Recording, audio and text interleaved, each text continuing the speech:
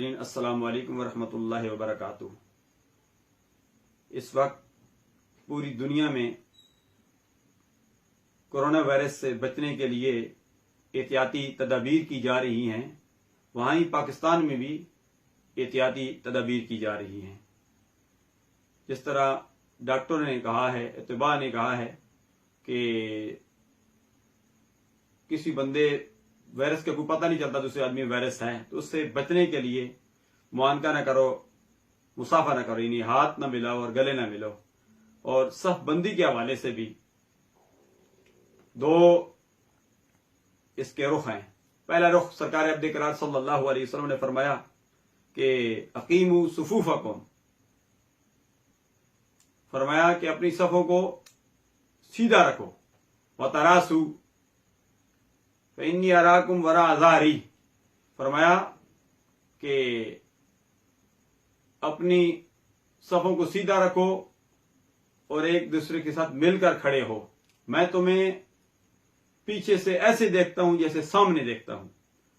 تو سرکار عبد کرار صلی اللہ علیہ وسلم نے صف کی اہمیت پر زور دیا ہے۔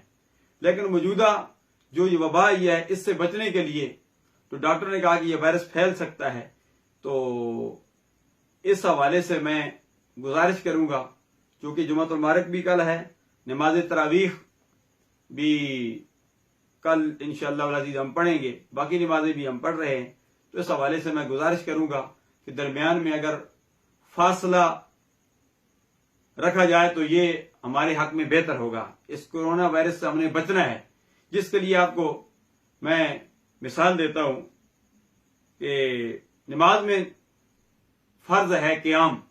ایک آدمی قیام نماز کھڑا ہو کر نماز پڑھ ہی نہیں سکتا، تو وہ بیٹھ کر اس کی نماز ہو جاتی ہے۔ ایک آدمی پر وضو کر کے نماز پڑھنی فرض ہے، اب وہ وضو کر ہی نہیں سکتا، اب وضو کرتا ہے تو اس کی جان جانے کا خطرہ ہے، تو کیا حکم ہے کہ وہ تیمم کرے، مسح کر لے اور نماز پڑھے۔ اسی طریقے سے اب انسان کی جان جانے کا خطرہ ہے، تو اس جان کو بچانے کے لیے ہم نے درمیان میں جب نماز کی صف بندی کریں تو درمیان میں فاصلہ چھوڑیں، دو آدمی کا فاصلہ چھوڑ کر نماز پڑھیں، تاکہ یہ وائرس پھیلے نہیں، دوسرے آدمی کو لگے نہیں۔ یہ ہماری حفاظتی تدابیر ہے۔ میں امید کرتا ہوں کہ اس پر ملک پاکستان کے رہنے والے حضرات اس پر عمل کریں گے۔ اللہ تعالیٰ ہم سب کا حامی و ناصر ہو۔